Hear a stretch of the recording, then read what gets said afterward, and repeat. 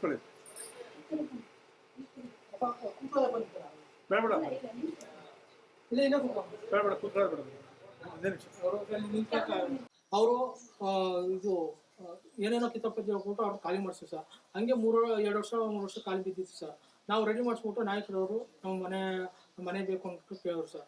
ನಾವು ಕೊಟ್ಟು ಸರ್ 10-11 ತಿಂಗಳಿಂದ ಬಹಿಷ್ಕಾರ ಹಾಕಿದ್ದಾರೆ ಸರ್.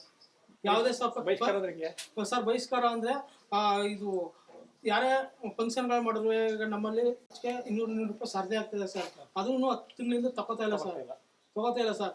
ನೀವು ಒಬ್ಬನೇ ಮಗನಾ ಇವರು? ಸರ್ ಪೊಲೀಸ್ ಜೀವನ ಹೆಂಗ್ ಮಾಡೋದೇ ಬತ್ತಗಾರ ನೀವು?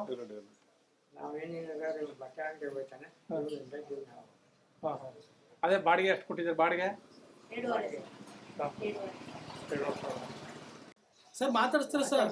ಬೇರೆಯವ್ರು ಮಾತಾಡ್ತಾರೆ ಸರ್. ಊರ್ಗೌಡ್ರು ನಾಡಗೌಡ್ರು ಮತ್ತು ಅವ್ರು ಬೇಕಾದವ್ರು ಎಲ್ಲ ಎತ್ಕೊಂಡು ಈಗ ನಾನು ಕಂಪ್ಲೇಂಟ್ ಕೊಟ್ಟಿನ ಸರ್. ಅವ್ರು ಯಾರು ಮಾತಾಡ್ತಾ ಇಲ್ಲ ಸರ್. 8 ಜನ ಮೇಲೆ ಕೊಟ್ಟಿದ್ದೀನಿ ಸರ್. 8 ಜನ ಮಾನಸಿಕವಾಗಿ ಹಿಂಸೆ ಕೊಡ್ತಾ ಇದ್ದಾರೆ ಸರ್. ಒಂದು ಊರ್ಗೌಡ್ರು ಇವನ್ನ ಕೂತಿಂದ ವಹಿಸ್ಕಾರ ಹಾಕಿದ್ರೆ ಯಾವ ಫಂಕ್ಷನ್ ಸಮಾರಂಭಗಳಿಗೂ ಕರಿಬೇಡಿ ಅಂತ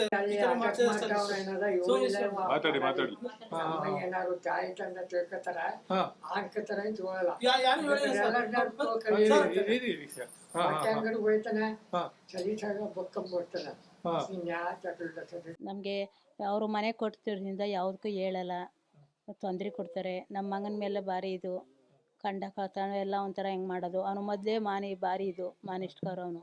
ಅದಕ್ಕೆ ಎಲ್ಲರೂ ಟೆನ್ಷನ್ ತಗೋತಾನೆ ಅವನು. ಅದಕ್ಕೆ ನಮಗೆ ಇದೇ ಒಂದು ಇದಾಗ್ಬಿಟ್ಟು ಮನೆ ಕೊಟ್ಟಿದ್ದರಿಂದ ಅವರು ಸ್ವಲ್ಪ ಭಾರಿ ನಮಗೆ ಟಾರ್ಚರ್ ಕೊಡ್ತಾರೆ.